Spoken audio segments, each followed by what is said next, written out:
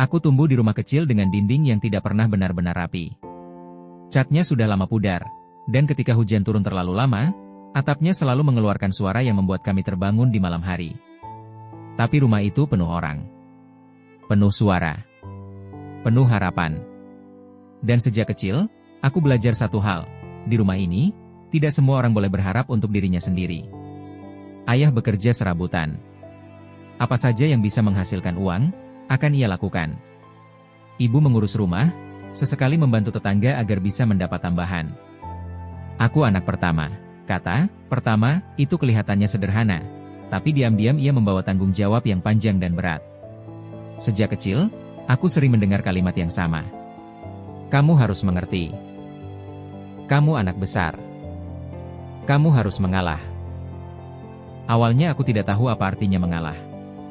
Aku hanya tahu, kalau adik ingin sesuatu, aku harus berkata tidak apa-apa. Kalau aku lelah, aku harus menahannya. Kalau aku ingin sesuatu, aku belajar untuk menyimpannya dalam hati. Di sekolah dasar, aku sebenarnya ingin ikut kegiatan menggambar. Aku suka memegang pensil warna, suka melihat kertas putih berubah jadi sesuatu yang hidup. Tapi ketika formulir pendaftaran itu sampai ke rumah, ibu hanya tersenyum kecil dan berkata, nanti saja. Uangnya kita simpan untuk keperluan yang lebih penting. Aku mengangguk. Sejak kecil, aku cepat belajar mengangguk. Aku tidak menyalahkan siapapun. Aku tahu orang tuaku berjuang. Aku tahu hidup kami tidak mudah. Tapi ada satu hal yang tidak pernah diajarkan kepadaku, bagaimana caranya memilih diriku sendiri. Waktu SMP, aku mulai membantu ayah. Sepulang sekolah, aku ikut kemanapun ia bekerja. Kadang hanya berdiri dan memperhatikan, kadang membantu semampuku. Teman-temanku bermain, tertawa, merencanakan masa depan dengan santai. Aku pulang dengan badan lelah dan pikiran penuh hitungan sederhana. Hari ini cukup atau tidak? Aku sering berkata pada diriku sendiri, nanti saja. Nanti aku bahagia. Nanti aku bermimpi. Nanti aku istirahat. Masalahnya, kata, nanti, itu tidak pernah datang.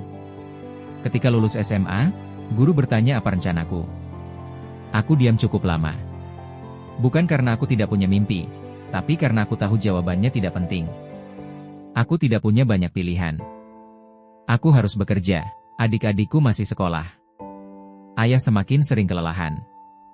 Ibu mulai terlihat lebih tua dari usianya. Jadi aku bekerja. Pekerjaan apa saja yang bisa kuterima, kuterima. Aku belajar menahan gengsi, menahan lelah, menahan keinginan. Setiap kali menerima gaji, aku tidak pernah bertanya, ini cukup untukku? Yang kupikirkan selalu sama, ini cukup untuk rumah? Aku melihat adik-adikku tumbuh. Mereka punya kesempatan yang tidak pernah kumiliki. Dan setiap kali aku merasa sedikit perih di dada, aku segera mengingatkan diriku sendiri, inilah tugasmu. Kamu memang dibesarkan untuk berkorban. Aku jarang mengeluh. Bahkan ketika tubuhku meminta istirahat, aku menolaknya. Aku takut jika aku berhenti, semuanya akan runtuh. Aku takut jika aku memilih diriku sendiri, aku akan dianggap egois. Sampai suatu malam, aku duduk sendirian di teras rumah. Tidak ada kejadian besar malam itu. Tidak ada pertengkaran. Tidak ada air mata. Hanya aku, udara malam, dan kelelahan yang akhirnya berani berbicara. Aku bertanya pada diriku sendiri, dengan suara pelan yang hampir tidak terdengar, kalau aku terus begini, kapan aku hidup untuk diriku sendiri? Pertanyaan itu menakutkan, karena untuk pertama kalinya, aku sadar, aku tidak pernah benar-benar hidup sebagai diriku sendiri. Aku hanya berfungsi. Aku hanya bertahan. Keesokan harinya, aku melihat ayah duduk lebih lama dari biasanya. Tangannya gemetar sedikit saat memegang gelas. Ibu memperhatikannya dengan wajah cemas yang ia sembunyikan. Saat itu aku sadar, mereka juga lelah. Mereka juga menahan banyak hal, sama sepertiku. Malam itu, aku memberanikan diri berbicara. Tidak dengan nada tinggi. Tidak dengan tuduhan. Hanya jujur. Aku bilang, aku lelah. Aku bilang, aku ingin mencoba sesuatu yang sedikit berbeda. Aku bilang, aku ingin belajar, meski pelan. Aku bilang, aku ingin tetap membantu, tapi tidak dengan menghilangkan diriku sendiri. Aku takut mereka marah. Aku takut mereka kecewa. Tapi yang terjadi justru sebaliknya. Ibu terdiam lama, lalu matanya berkaca-kaca. Ayah menunduk, suaranya berat ketika berkata, "Ayah pikir kamu kuat. Ternyata kamu hanya terlalu lama menahan." Kalimat itu terasa seperti beban yang akhirnya diletakkan. Sejak malam itu, tidak semuanya langsung berubah. Hidup kami masih sederhana. Masalah masih datang, tapi ada satu hal yang berbeda. Aku mulai memberi ruang untuk diriku sendiri. Aku mengambil kursus kecil. Tidak mahal. Tidak cepat. Tapi itu milikku. Aku mulai belajar berkata jujur ketika lelah. Aku mulai memahami bahwa berkorban tidak berarti menghilang. Aku masih membantu keluarga. Aku masih ada untuk mereka. Tapi sekarang, aku juga ada untuk diriku sendiri. Aku belajar bahwa kebahagiaan bukan hadiah besar yang datang tiba-tiba. Kadang, ia hanya keberanian kecil untuk berkata, "Aku juga penting." Aku dibesarkan untuk berkorban, itu benar. Tapi aku belajar, aku tidak diciptakan hanya untuk bertahan. Dan hari ini, meski hidupku belum sempurna, aku akhirnya bisa berkata dengan tenang, "Aku masih berjuang, tapi aku tidak lagi melupakan diriku sendiri." Dan itu, sudah cukup untuk membuatku terus melangkah. Aku pikir setelah aku berani berbicara, hidup akan terasa lebih ringan. Nyatanya tidak sepenuhnya begitu. Ada hari-hari ketika aku kembali merasa ragu. Ada malam-malam ketika aku bertanya, apakah keputusanku ini benar, atau hanya bentuk keegoisan yang kubungkus dengan kata, kejujuran. Perubahan tidak pernah datang dengan suara keras. Ia datang diam-diam, lewat kebiasaan kecil yang pelan-pelan bergeser. Aku mulai pulang sedikit lebih awal beberapa hari dalam seminggu. Awalnya terasa aneh. Seperti ada waktu kosong yang tidak kukenal. Aku duduk di kamar, menatap dinding, bingung harus melakukan apa.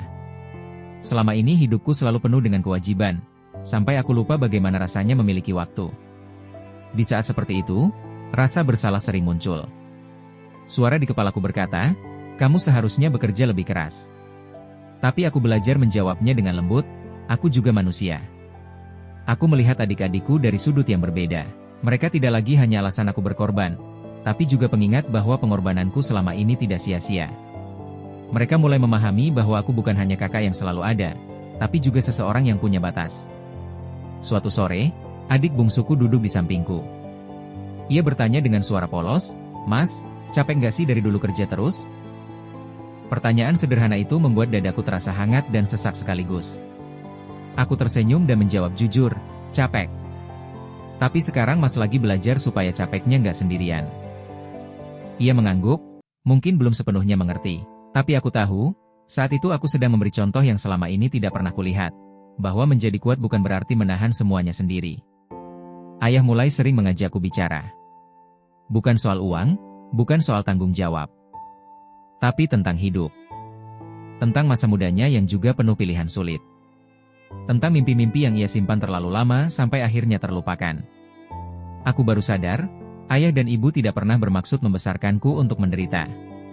Mereka hanya meneruskan cara bertahan yang mereka tahu. Dan aku, tanpa sadar, menerima semuanya tanpa bertanya. Sekarang aku belajar bertanya. Bukan untuk menyalahkan, tapi untuk memahami. Hari-hari masih berjalan sederhana. Tidak ada perubahan besar yang bisa dibanggakan. Tapi aku mulai menikmati hal-hal kecil. Minum kopi sambil membaca. Menggambar lagi, meski tanganku sudah kaku.